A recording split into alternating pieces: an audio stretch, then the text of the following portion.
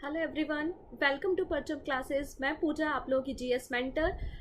आप लोगों का परचम क्लासेस में बहुत बहुत स्वागत करती हूँ। और आज का हमारा जो बर्निंग टॉपिक है वो है उत्तराखंड अनइलेक्टेड सीएम और उत्तराखंड में क्या कॉन्स्टिट्यूशनल क्राइसिस चल रहे हैं, उस पर आज हम बात करने वाले हैं। जिनको इन्फॉर्मेशन नहीं है मैं बताना चाहती हूँ, टीटीएस मतलब ट्यूसडे, थर्सडे और सैटरडे, इन 3 दिनों 1 PM जो है हमारे बर्निंग इश्यूज हम कवर करते हैं। इसके पहले भी मैंने कुछ टॉपिक्स आपके लिए अवेलेबल कराए हैं, तो आप परचम की प्लेलिस्ट में जाके देख सकते हैं और क्लास का पीडीएफ आपको परचम के एप्लीकेशन से मिल जाएगा। ओके, आइए हम सेशन की शुरुआत करते हैं। और उसके पहले सभी लोगों को थैंक यू। लास्ट सेशन में जो आपने प्रश्नों का आंसर दिया, कोकोज आइलैंड के बारे में हमको बताया, तो थैंक यू सो मच। इसी प्रकार का प्रैक्टिस क्वेश्चन आज भी आपको वीडियो के अंत में मिलेगा, तो बिल्कुल वीडियो को एंड तक देखिएगा और क्वेश्चन का आंसर कमेंट सेक्शन में करना नहीं भूलेंगे। और एक बार अपने फ्रेंड्स के साथ लिंक को शेयर कर देंगे, जिससे वो लोग भी देश दुनिया की खबरों के साथ और जो भी बर्निंग इश्यूज चल रहे हैं करंट को अपडेट कर सके। क्योंकि ऐसा नहीं है कि एग्जाम के लिए करंट का अपडेट होना जरूरी है, आपके पूरे ओवरऑल डेवलपमेंट के लिए, आपके कॉन्फिडेंस लेवल को बूस्ट करने के लिए भी आपको करंट अफेयर से अपडेट होना बहुत जरूरी है। तो एक बार लिंक को शेयर जरूर कर देंगे। अच्छा, ये उत्तराखंड में जो भी कॉन्स्टिट्यूशनल क्राइसिस चल रहे हैं, इस टॉपिक पे तो आज हम बात करेंगे ही करेंगे, लेकिन पहले हमको कुछ स्टैटिक पॉइंट्स इसके बारे में पता होना चाहिए, कुछ आर्टिकल्स के बारे में हमें पता होना चाहिए, तभी हम इस टॉपिक को अच्छे से समझ पाएंगे। तो सबसे पहले कुछ बेसिक बातें मैं आपको बताना चाहती हूँ। हो सकता है आप में से बहुत सारे लोगों को पता होगा और कुछ स्टूडेंट ऐसे भी हो सकते हैं जिनको अवेयरनेस ना हो, तो बिल्कुल यहाँ पर मैं बेसिक से बताऊंगी, ऐसा मान के बताऊंगी कि आपको नहीं पता है। ठीक है, आइए सबसे पहले हम बात कर लेते हैं हमारे पार्लियामेंट के बारे में, मतलब अपनी संसद के बारे में। संसद भी तो न्यूज़ में है आजकल, है ना, क्योंकि नया आपका पार्लियामेंट्री हाउस बन रहा है। अच्छा, जो पार्लियामेंट होती है उसमें 3 लोग होते हैं, एक तो प्रेसिडेंट ऑफ इंडिया होते हैं, राज्यसभा होते हैं और लोकसभा होती है। अब आर्टिकल को कैसे याद रखेंगे, तो आर्टिकल याद करने का आसान तरीका है 79, 80 और 81।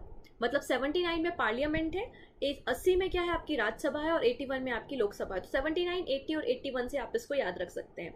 अच्छा, यहाँ पर एक जो चीज़ मैं बताना चाहती हूँ, अगर मैं इस लोकसभा की बात करूँ तो लोकसभा की जो इलेक्शन होते हैं हर 5 साल में होते हैं। हम सभी लोग जो 18+ है वो जाते हैं और वोट करके आते हैं। अच्छा, जो लोकसभा के इलेक्शन होते हैं वो डायरेक्ट इलेक्शन होते हैं, राइट। और यहाँ से जो व्यक्ति चुनकर आते हैं वो एमपी कहलाते हैं, मतलब मेंबर ऑफ पार्लियामेंट कहलाते हैं। जिस भी पार्टी के एमपी ज्यादा होते हैं उस पार्टी के लीडर को हम पीएम अपॉइंट करते हैं। जैसे कि अगर आपकी बात करें 2019 के लोकसभा इलेक्शन की, तो बीजेपी के नंबर ऑफ एमपी ज्यादा थे, इसलिए बीजेपी के जो लीडर थे नरेंद्र मोदी, उनको प्राइम मिनिस्टर बनाया गया। अगर मैं राज्यसभा की बात करती हूँ तो राज्यसभा जो है वो परमानेंट हाउस है, यहाँ ये कभी डिसॉल्व नहीं होती। इसके जो मेंबर होते हैं वो 6 ईयर्स के लिए अपॉइंट किए जाते हैं और 1/3 मेंबर हर 2 ईयर्स में जो है वो रिप्लेस कर दिए जाते हैं। अच्छा, राज्यसभा का जो इलेक्शन होते हैं वो इनडायरेक्ट इलेक्शन होते हैं, यहाँ तक तो आपको कोई दिक्कत नहीं है। अगर मैं बात करूं राज्यसभा में नंबर ऑफ सीट्स के बारे में, तो हमारी राज्यसभा में टोटल 250 सीट्स है, जिसमें से 238 सीट्स पे इनडायरेक्ट इलेक्शन होता है, मतलब इनडायरेक्टली वो इलेक्ट होके आते हैं। और 12% ऐसे जो होते हैं जो प्रेसिडेंट ऑफ इंडिया के द्वारा, भारत के राष्ट्रपति के द्वारा नॉमिनेट किए जाते हैं। लेकिन अगर हम प्रेजेंट सिनेरियो की बात करें तो प्रेजेंट में राज्यसभा में केवल 245 मेंबर्स हैं, जिनमें से 233 मेंबर्स जो हैं वो आपकी स्टेट से और आपकी यूटी से इलेक्ट होके आते हैं, जबकि 12 मेंबर जो होते हैं वो प्रेसिडेंट ऑफ इंडिया के द्वारा नॉमिनेट किए जाते हैं। अगर आप लोग करेंट न्यूज से अपडेट होंगे तो रंजन गोगोई का नाम आपने सुना होगा, जो कि हमारे सीजेआई के रूप में काम कर चुके हैं, उनको भी राज्यसभा में नॉमिनेट किया गया प्रेसिडेंट ऑफ इंडिया के द्वारा। ओके, अगर हम लोकसभा की बात करते हैं तो लोकसभा जो कि आपको आर्टिकल नंबर 81 में मिल जाएगी, तो लोकसभा में मैक्सिमम 552 मेंबर हो सकते हैं, लेकिन प्रेजेंटली 545 मेंबर्स हमारी लोकसभा में एग्जिस्ट करते हैं। अच्छा, 545 में से 530 मेंबर्स वो होते हैं जो इस स्टेट से आते हैं और 20 मेंबर्स जो होते हैं वो यूनियन टेरिटरी से आते हैं, जबकि 2 मेंबर ऐसे होते हैं जो एंग्लो इंडियन होते हैं, जिनको प्रेसिडेंट ऑफ इंडिया के द्वारा नॉमिनेट किया जाता है, राइट। लेकिन अभी अभी जो 104 नंबर का कॉन्स्टिट्यूशनल अमेंडमेंट हुआ है वो हमने इस प्रोसीजर को डिसॉल्व कर दिया कि अब जो 2 व्यक्ति हैं एंग्लो इंडियन, उनको नॉमिनेट नहीं किया जाएगा। तो 545 इलेक्टेड मेंबर्स होते हैं, मतलब 545 प्रेजेंट टाइम में आपकी लोकसभा में मेंबर है, जिनमें से 543 इलेक्टेड मेंबर हैं और 2% जो है वो इलेक्टो आपके एंग्लो इंडियंस हैं। अच्छा, लेकिन यहाँ पर एक और दिक्कत है। दिक्कत क्या थी, अगर हम 17th नंबर की लोकसभा इलेक्शन की बातें करें जो 2019 में हुआ था, जब 2019 में आपके 17वीं नंबर की लोकसभा के इलेक्शन हुए थे तो वो इलेक्शन केवल और केवल 542 सीट्स पे हुए थे, जबकि होना कितने पे चाहिए था? 543 सीट्स पे इलेक्शन होने थे, लेकिन सीट्स कितनी थी तब? 542 सीट्स पे इलेक्शन हुए। मतलब कोई एक सीट ऐसी थी जिस पे इलेक्शन नहीं कंडक्ट कराया गया। तो आप लोग कमेंट करके मुझे बताएंगे वो कौन सी सीट है या किस स्टेट की वो सीट थी जहां पर इलेक्शन लोकसभा का 17th नंबर का नहीं हुआ। तो आई थिंक आपको इतना चीज तो समझ में आ गया होगा कि 79 में पार्लियामेंट है, 80 में आपकी राज्यसभा है और 81 में आपकी लोकसभा है। लोकसभा के जो मेंबर्स होते हैं वो इलेक्टेड होते हैं, डायरेक्ट इलेक्शन होता है, और जो लोकसभा से मेंबर चुन के आते हैं वो एमपी कहलाते हैं। अब मैं ये बातें क्यों कर रही हूँ? क्योंकि हमारे जो तीरथ सिंह रावत हैं, उत्तराखंड के प्रेजेंट टाइम पे जो हमारे सीएम हैं, मुख्यमंत्री हैं, वो एमपी हैं, वो लोकसभा के मेंबर हैं। कहाँ से? गढ़वाल रीजन से। बात समझ में आई? तो गढ़वाल रीजन से जो है वो तीरथ सिंह रावत एमपी हैं, लोकसभा के मेंबर हैं। अगर हम उत्तराखंड की बात करें तो पहले तो मैं बता दूं कि उत्तराखंड की कैपिटल आप देख सकते हैं देहरादून है, और दूसरी जो कैपिटल है वो गैरसैंण है। अब यहाँ पर बात होती है, हर एक स्टेट में अपनी एक लेजिस्लेचर होती है, एक विधानसभा होती है, राइट? वैसे ही उत्तराखंड की जो लेजिस्लेचर है उसमें 70 सीट्स है। कितनी सीट्स है? 70 सीट है। 70 मतलब 70 सीट्स वहां पर अवेलेबल है। ओके, अब विधानसभा के जो इलेक्शन होते हैं वो भी 5 साल में कंडक्ट कराए जाते हैं। यस, अब ये जो इलेक्शन होते हैं इनमें जिन व्यक्तियों को चुना जाता है वो एमएलए कहलाते हैं, मेंबर ऑफ लेजिस्लेटिव असेंबली, या बात करें विधायक कहलाते हैं। जिस भी पार्टी के एमएलए ज्यादा होते हैं उस पार्टी के लीडर को सीएम अपॉइंट किया जाता है, मुख्यमंत्री के पद पर बनाया जाता है। ओके, मतलब आप कह सकते हैं कि अगर कोई व्यक्ति मुख्यमंत्री है किसी स्टेट का तो उसे उस स्टेट की लेजिस्लेटर का मेंबर होना जरूरी है। अगर जैसे तीरथ सिंह रावत की बात करें तो उन्हें उत्तराखंड की विधानसभा का मेंबर होना जरूरी है। जैसा कि मैंने बताया कि तीरथ सिंह रावत उत्तराखंड की विधानसभा के मेंबर नहीं है, जबकि वो लोकसभा से एमपी हैं।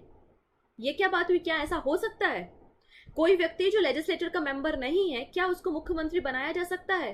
तो आंसर है यस। इसके पहले भी हुआ है तो आंसर है यस। अगर आप बात करते हैं यूपी के सीएम आदि योगीनाथ की, तब भी वो इसी प्रकार से वहाँ की विधानसभा के मेंबर नहीं थे लेकिन मुख्यमंत्री बनाए गए थे। अगर हम बात करें उद्धव ठाकरे की, तो उद्धव ठाकरे भी महाराष्ट्र के जो मुख्यमंत्री थे वो भी किसी भी विधानसभा के या विधान परिषद के मेंबर नहीं थे, लेकिन उन्हें मुख्यमंत्री बनाया गया था। अच्छा, ऐसा कहीं पे मेंशन है कि ऐसा किया जा सकता है? तो आंसर है यस। आर्टिकल नंबर 164, हमारा कॉन्स्टिट्यूशन का आर्टिकल नंबर 164 का क्लॉज नंबर 4 कहता है किसी भी व्यक्ति को हम मुख्यमंत्री बना सकते हैं, लेकिन उसको 6 मंथ के अंदर, 6 महीने के अंदर वहां की लेजिस्लेटर या वहां की जो विधानसभा है वहां की मेंबरशिप को लेना पड़ेगा। अच्छा, ये सितंबर में जो तीरथ सिंह रावत हैं उनका 6 मंथ का टेन्योर खत्म हो जाएगा, क्योंकि आपको पता है 10 मार्च को तीरथ सिंह रावत ने शपथ ली थी, ओथ ली थी, और वो उत्तराखंड के मुख्यमंत्री के रूप में चुने गए थे। लेकिन वो उत्तराखंड की लेजिस्लेचर के मेंबर नहीं है, विधानसभा के मेंबर नहीं है। मतलब 6 मंथ कंप्लीट हो जाएंगे सितंबर में और वो मुख्यमंत्री नहीं रह जाएंगे। तो फिर क्या करना चाहिए? ऑल्टरनेटिव क्या है? तो पहला ऑल्टरनेटिव कहता है हमारे पास कि आर्टिकल नंबर 171 में लिखा है अगर विधानसभा का मेंबर नहीं है कोई दिक्कत नहीं, विधान परिषद का मेंबर हो जाओ, क्योंकि बहुत सारे स्टेट ऐसे हैं जहां पर आपको अपर हाउस और लोअर हाउस मतलब दोनों देखने को मिलेंगे, विधानसभा भी देखने को मिलेगी और विधान परिषद को भी देखने को भी मिलेगा। अब यहाँ पर जो विधान परिषद में मेंबर होते हैं उनको गवर्नर के द्वारा भी अपॉइंट कर लिया जाता है। 1/3 मेंबर जो होते हैं वो गवर्नर के द्वारा अपॉइंट कर लिए जाते हैं, राइट? अब प्रॉब्लम इज दैट कि उत्तराखंड में तो विधान परिषद भी नहीं है। जैसे कि उद्धव ठाकरे का जो केस था, महाराष्ट्र में आपको विधान परिषद देखने को मिलती है और विधान परिषद से गवर्नर ने उनको अपॉइंट कर दिया, नॉमिनेट कर दिया, और उद्धव ठाकरे जो है वो विधान परिषद के मेंबर हो गए। मतलब सीएम होने के लिए या तो विधानसभा या तो फिर विधान परिषद का मेंबर होना जरूरी है। लेकिन प्रॉब्लम ये है कि उत्तराखंड में विधान परिषद नहीं है, केवल और केवल विधानसभा है। ओके, तो प्रश्न ये उठता है कि ऐसे कौन से स्टेट हैं जहां पर बाई कैमरल लेजिस्लेटर है? तो आंसर हो जाएगा ओनली 6 स्टेट। हालांकि अभी ये भी न्यूज में था, क्यों? क्योंकि पश्चिम बंगाल ने अपना एक बिल पास किया है कि वो भी विधान परिषद बनाना चाहती है। साथ ही साथ आंध्र प्रदेश ने बिल पास किया है कि वो अपनी विधान परिषद को डिसॉल्व करना चाहती है। ये दोनों भी न्यूज में है। तो अभी अगर हम प्रेजेंट में बात करें तो 6 स्टेट ऐसे हैं जहां पे आपको दोनों हाउसेस देखने को मिलेंगे, upper house and lower house, मतलब विधानसभा और विधान परिषद दोनों देखने को मिलेंगी। वो स्टेट कौन से हैं? तो आप देख सकते हैं उत्तर प्रदेश है, बिहार, तेलंगाना, आंध्र प्रदेश, कर्नाटका और महाराष्ट्र। अब याद कैसे किया जा सकता है? तो आप लोगों ने कुंभ मेले के बारे में सुना होगा, राइट? हर 4 साल में कुंभ मेले का आयोजन होता है, कभी उज्जैन में लगता है, कभी नासिक में लगता है, कभी हरिद्वार में लगता है। इस बार हरिद्वार में लगा था। तो आपको याद रखना है एट कुंभ, ये इसकी ट्रिक है, आप इसे याद कर सकते हैं। आंध्र प्रदेश, तेलंगाना, कर्नाटका, उत्तर प्रदेश, महाराष्ट्र एंड बिहार, ये 6 स्टेट ऐसे हैं जहां पर upper house and lower house दोनों को देखने को मिलेगा। लेकिन उत्तराखंड में ऐसा नहीं है। मतलब तीरथ सिंह रावत जो है वो विधान परिषद के मेंबर बन ही नहीं सकते। अब उनको क्या करना चाहिए? तो अब अगला ऑप्शन बचता है कि बाईपोल कराया जाए। बाईपोल का मतलब होता है उपचुनाव कराया जाए।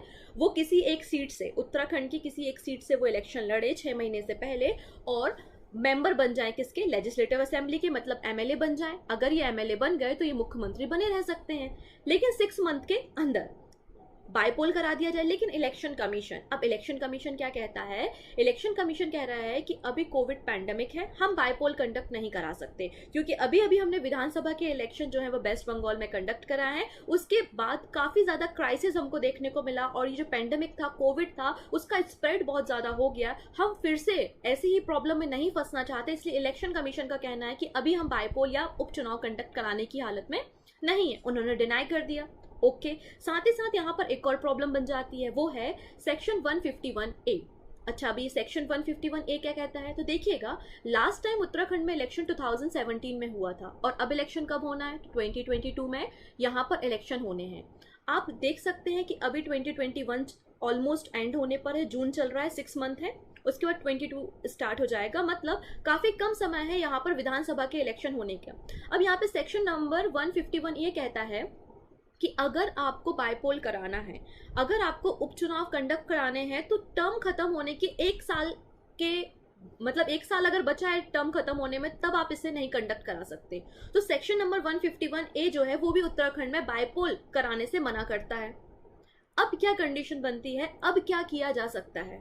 तो सबसे पहली बात, यहाँ पर एक तो सिनेरियो ये बनता है कि 6 महीने पहले होने से ही तीरथ सिंह रावत जो है वो अपना इस्तीफा दे दें, रिजाइन कर दें। मान लेते हैं कि उनका सितंबर में टेन्योर खत्म हो रहा है 6 मंथ का, तो वो आपका अगस्त में ही क्या कर दें? इस्तीफा दे दें, रिजाइन कर दें, और वापस से उनको इलेक्ट कर लिया जाए नेक्स्ट 6 मंथ के लिए। क्या ऐसा पॉसिबल है?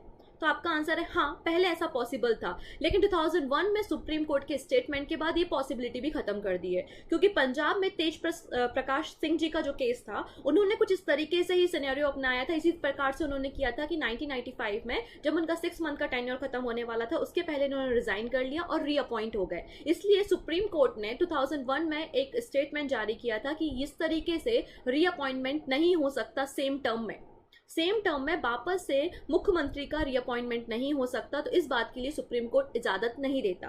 तो अब ना बाईपोल का ऑप्शन बचता है, क्योंकि इलेक्शन कमीशन मना कर रहा है। अब सुप्रीम कोर्ट का जजमेंट ये कहता है कि आप रिजाइन करके वापस से ज्वाइन भी नहीं कर सकते, साथ ही साथ यहाँ पर विधान परिषद भी नहीं है। तो ऐसी कंडीशन में अब क्या किया जाना चाहिए? क्या वहां पे उपचुनाव होंगे? क्या वहां पे बाईपोल होगा? अच्छा, यहाँ पे एक समस्या और सामने आती है। अगर यहाँ पर उत्तराखंड में आपने बाईपोल कंडक्ट करा दिया, ममता बनर्जी जो कि नंदीग्राम की सीट से उन्होंने इलेक्शन लड़ा था, वो हार गई थी, आप सभी जानते हैं। मतलब ममता बनर्जी जो है वो पश्चिम बंगाल की मुख्यमंत्री के रूप में काम कर रही हैं, पर वो वहाँ की लेजिस्लेटर की मेंबर नहीं है, वहाँ की विधानसभा की मेंबर नहीं है, और दिसंबर में उनके भी 6 मंथ कंप्लीट हो जाएंगे। तो क्वेश्चन बनता है कि दिसंबर में वहाँ पर भी बाईपोल कंडक्ट कराना पड़ेगा। अगर आप उत्तराखंड में बाईपोल कंडक्ट कराते हैं तो आपको पश्चिम बंगाल में भी बाईपोल कंडक्ट कराना पड़ेगा। तो ये भी एक यहाँ पे चुनौती जो है इलेक्शन कमीशन के सामने देखने को मिल सकती है। अंत में हम बात कर लेते हैं तीरथ सिंह रावत के बारे में, इनका पॉलिटिकल कैरियर के बारे में। तो ये देख लेते हैं, तीरथ सिंह रावत जो है 2017 में elected state general secretary of Uttarakhand के रूप में चुने गए थे, और 2019 में गढ़वाल लोकसभा रीजन से लोकसभा के ये मेंबर रहे 2019 में, और ये उत्तराखंड के 9th नंबर के चीफ मिनिस्टर के रूप में अपॉइंट हुए थे 2021 में। अच्छा, ऐसा पॉसिबल है क्या कोई व्यक्ति अगर वो मेंबर ऑफ पार्लियामेंट है तो वो मुख्यमंत्री बन सकता है? तो आंसर है यस, लेकिन केवल और केवल 6 मंथ के लिए, क्योंकि आपका कॉन्स्टिट्यूशन कहता है कि कोई भी व्यक्ति 2 हाउस का मेंबर नहीं हो सकता। या तो वो लोकसभा का ही मेंबर होगा, या तो फिर वो विधानसभा का ही मेंबर होगा। मतलब अगर इनको विधानसभा का मेंबर बनना है तो एमपी की जो सीट है लोकसभा की, उससे इनको रिजाइन करना पड़ेगा, सीट को छोड़ना पड़ेगा। ठीक है, तो इस बात को भी याद रखिएगा, अगर ये बाईपोल कंडक्ट कराते हैं, उपचुनाव कंडक्ट कराते हैं, या फिर member of legislative assembly MLA बनना चाहते हैं, तो उनको लोकसभा की एमपी की सीट से रिजाइन करना पड़ेगा, क्योंकि कोई भी व्यक्ति एक समय में 2 हाउसेस का मेंबर नहीं हो सकता। या वो एमपी ही हो सकता है, या तो वो सीएम ही हो सकता है, या एमएलए ही हो सकता है। बात क्लियर है? तो सेम थ्योरी जो है वो पश्चिम बंगाल में ममता बनर्जी के साथ भी फॉलो होती है। आई होप आपको ये सारे कॉन्सेप्ट समझ में आए होंगे कि किस तरीके से यहाँ पे कॉन्स्टिट्यूशनल क्राइसिस, या कह सकते हैं कि पॉलिटिकल क्राइसिस जो है वो उत्तराखंड के सामने खड़ा हुआ है, और इलेक्शन कमीशन के सामने भी काफ़ी सारा चैलेंजेस हैं। साथ ही साथ ऐसा भी नहीं कर सकते हैं कि 6 महीने कंप्लीट हो जाएंगे तीरथ सिंह रावत का सितंबर में, और ऐसा भी नहीं करना चाहती है बीजेपी कि अब दूसरे व्यक्ति को 6 मंथ के लिए सीएम बना दिया जाए, क्योंकि 2022 में तो वहां पर इलेक्शन होने ही है। अब तीरथ सिंह रावत के साथ जो बीजेपी की गवर्नमेंट है वो लंबा समय देखना चाहती है कि अगले जो मुख्यमंत्री बने उत्तराखंड के वो तीरथ सिंह रावत बने, ऐसा बीजेपी का सोचना है। तो इसलिए वो कोई नया फेस भी नहीं लाना चाहती है। तो इस बात को भी आपको ध्यान रखना है कि काफ़ी ज़्यादा चैलेंजेस यहाँ पर आपको देखने को मिलेंगे। लास्ट में बात कर लेते हैं क्वेश्चन ऑफ द डे की। क्वेश्चन कहता है कि how many seats in the first Lok Sabha in 1951। आप सभी जानते हैं कि जीवी मावलंकर को लोकसभा का फादर कहा जाता है। आपको बताना जब पहली बार लोकसभा का गठन हुआ था 1951 में, तब लोकसभा में कितनी सीट थी। आपका जो भी आंसर है आप कमेंट सेक्शन में बताइएगा। So thank you so much. I hope आप लोगों को समझ में आए होंगे सारे कॉन्सेप्ट। कोई भी डाउट हो तो आप कमेंट सेक्शन में पूछ सकते हैं, और लिंक को ज़्यादा से ज़्यादा शेयर करेंगे। Thank you.